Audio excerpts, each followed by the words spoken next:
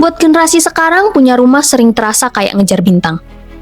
Gaji segini, harga tanah segitu. Bahkan kerja dari pagi sampai malam pun belum tentu bisa cukup buat DP. Tapi percaya nggak, dulu di Inggris ada satu kebijakan yang bikin jutaan orang kelas pekerja bisa jadi pemilik rumah. Cuma dengan harga diskon gede-gedean. Kebijakan ini datang dari sosok yang terkenal keras kepala, yaitu Margaret Thatcher. Tapi apa benar semua berjalan mulus? Atau justru bikin masalah baru yang kita juga mulai rasain sekarang di Indonesia? Hai penjajah waktu, selamat datang di Labirin Sejarah, tempat di mana masa lalu tidak pernah benar-benar berlalu. Bersiaplah untuk menyusuri lorong-lorong waktu dan menemukan cerita-cerita yang tersembunyi di balik tirai sejarah. Mari kita mundur sebentar ke Inggris pasca Perang Dunia II. Negara itu porak-poranda, bom Jerman meratakan kota-kota, ribuan rumah hilang. Rakyat Inggris, terutama kelas pekerja, nggak cuma kehilangan tempat tinggal, tapi juga harapan. Pemerintah Inggris waktu itu yang dipimpin Partai Buruh punya satu visi besar. Kalau mau bangun negara, mulai dari bawah, dari tempat tinggal. Jadi lahirlah proyek pembangunan besar-besaran, yaitu Council Houses. Council House ini artinya rumah milik pemerintah daerah yang disewakan dengan harga super murah buat rakyat kecil. Sistemnya kayak kontrakan negara, tapi dibangun serius. Bukan gubuk darurat, tapi rumah beneran. Ada ruang tamu, kamar tidur, dapur, bahkan kadang halaman kecil. Dalam kurun waktu 30 tahun, dari akhir 1940-an sampai 1970-an, lebih dari 4 juta rumah council house dibangun di seluruh Inggris. Di kota industri seperti Birmingham dan Sheffield, sampai ke desa-desa pinggiran. Waktu itu tinggal di council house bukan tanda kamu miskin ya. Bahkan banyak pekerja pabrik, pegawai kantor, sampai tentara veteran tinggal di sana. Kualitasnya pun nggak jelek, banyak yang justru lebih kokoh dari rumah private yang dijual mahal. Setelah euforia pembangunan rumah negara di tahun 50-an dan 60-an, masuklah Inggris ke dekade kelam, tahun 1970-an. Bisa dibilang ini masa ketika Inggris seperti sakit dan haus akan perubahan. Harga-harga barang naik gila-gilaan, minyak dunia naik, dan krisis energi melanda. Inflasi di Inggris sempat tembus 25%. Bayangin, gaji naik, tapi harga barang naiknya lebih cepat. Yang dulu bisa beli 2 roti, sekarang cuma cukup buat setengah. Pengangguran juga terus meningkat. Terus industri baja, tambang batu bara, manufaktur, semua kena pukulan. Banyak pabrik tutup, dan Inggris yang dulu dijuluki bengkel dunia, jadi kayak rongsokan mesin yang berkarat. Waktu itu banyak orang yang mulai ngerasa, negara terlalu banyak ikut campur. Pemerintah punya andil besar dalam ekonomi, mulai dari ngatur harga, subsidi ini itu, milikin berbagai perusahaan publik, bahkan atur produksi. Tapi semua itu dianggap malah bikin sektor usaha jadi malas berkembang. Dan sistem council house ini pun kena imbasnya. Pemerintah nggak punya cukup duit buat rawat rumah-rumah itu, dan banyak rumah mulai rusak, serta lingkungan mulai jadi kumuh. Kritik bermunculan dari rakyat kecil yang capek hidup susah dan kelas menengah yang ngerasa bayar pajak terlalu tinggi buat subsidiin orang lain. Dan disinilah muncul sosok bernama Margaret Thatcher. Seorang perempuan konservatif yang keras kepala dan punya satu visi, yaitu potong peran negara dan kasih kuasa ke individu, termasuk dalam urusan rumah. Thatcher lahir dari keluarga sederhana, dan itu jadi fondasi dari semua kebijakannya. Saat naik jadi Perdana Menteri Inggris tahun 1979, Inggris lagi sakit parah. Thatcher nggak percaya pada negara yang terlalu ngatur, dan dia pengen rakyat punya lebih banyak pilihan, lebih banyak kebebasan, dan lebih banyak tanggung jawab. Kalau negara terlalu banyak ngasih subsidi, rakyat jadi manja. Itu prinsipnya. Makanya dia potong subsidi, batasi peran serikat kerja, dan mulai jual aset negara. Langkah konkret dari ide ini muncul di tahun 1980 lewat satu kebijakan revolusioner, Housing Act. Isinya simpel, yaitu penyewa rumah negara bisa membeli rumah yang mereka tinggali selama ini dengan diskon besar. Diskon 33% hingga 50%, tergantung berapa lama mereka tinggal di rumah itu. Buat banyak keluarga kelas pekerja, ini jadi kesempatan sekali seumur hidup.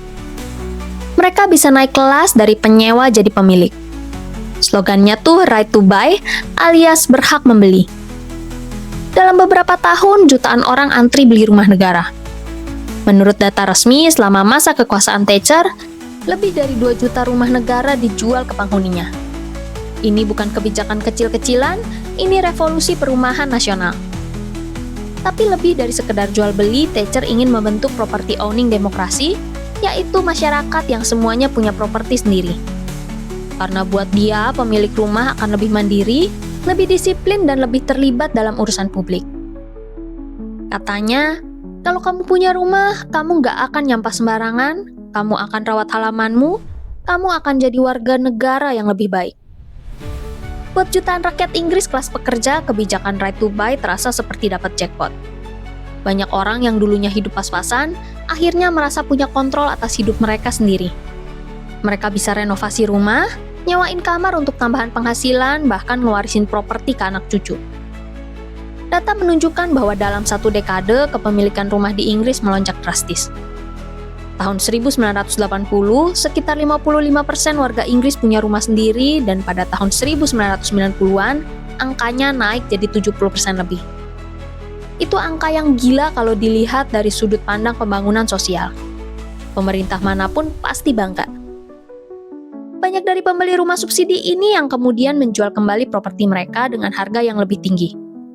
Ada yang beli rumah kedua, ada yang buka usaha kecil, ada juga yang akhirnya pensiun lebih tenang karena nggak perlu mikir sewa lagi. Bahkan di beberapa kota buruh yang tadinya anti-Thatcher jadi diam-diam bersimpati karena mereka ngerasain langsung manfaatnya. Tapi di balik senyum pemilik rumah baru, ada orang lain yang mulai cemas. Anak muda, para penyewa baru, dan mereka yang paling rentan secara ekonomi. Tapi setelah jutaan rumah negara dijual lewat program right to buy, pemerintah lokal nggak diwajibin buat bangun rumah baru sebagai gantinya.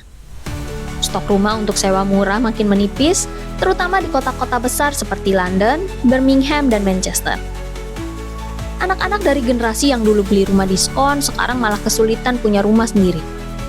Harga properti melonjak, biaya sewa ikut naik, dan yang nggak mampu, ya akhirnya antri bertahun-tahun buat dapat rumah sosial yang jumlahnya tinggal sisa.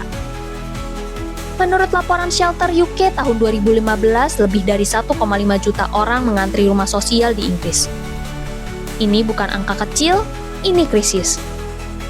Yang lebih ironis, banyak rumah yang dulu dijual ke penyewa, akhirnya dijual lagi ke investor, disewain kembali ke masyarakat dengan harga 2-3 kali lipat dari harga sebelumnya.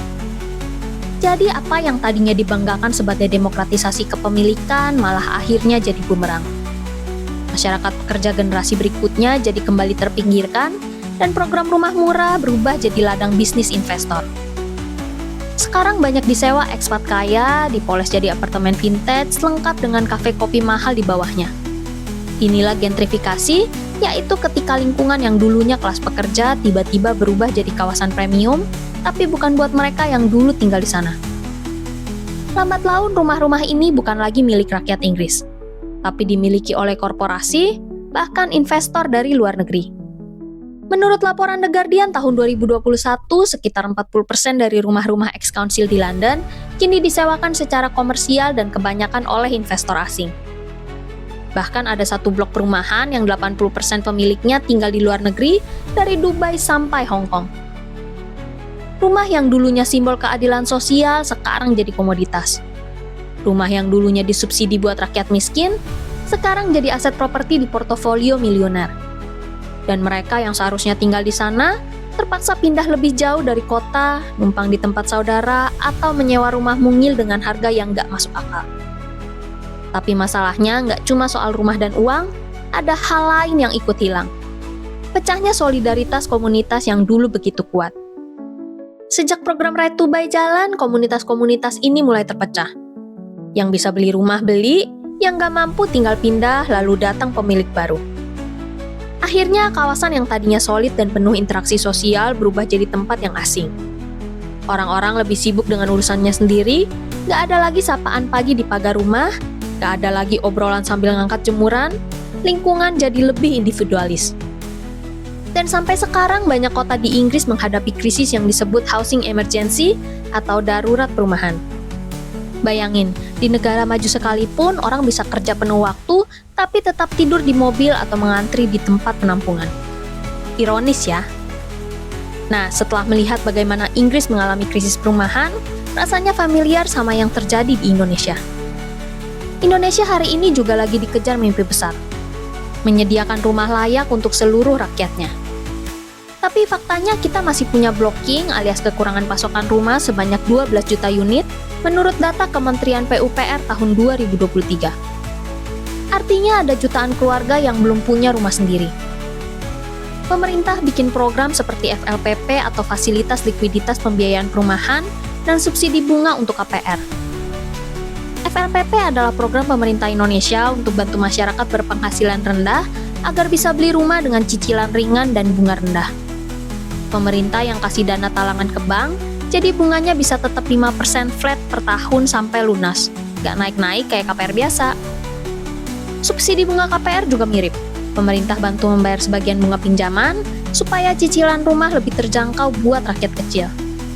Tapi itu pun masih terbatas, jumlahnya belum sebanding dengan kebutuhan yang makin mendesak, apalagi di kota-kota besar yang harga tanahnya udah selangit. Nah, dari sini kita bisa ambil pelajaran penting dari Inggris.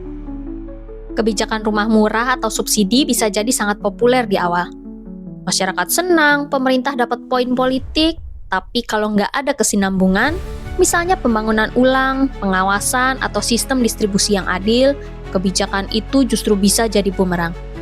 Rumah bisa diborong spekulan, atau diperjualbelikan bukan buat tempat tinggal, tapi jadi komoditas. Dan akhirnya rakyat kecil tetap nggak kebagian rumah, malah makin terpinggirkan.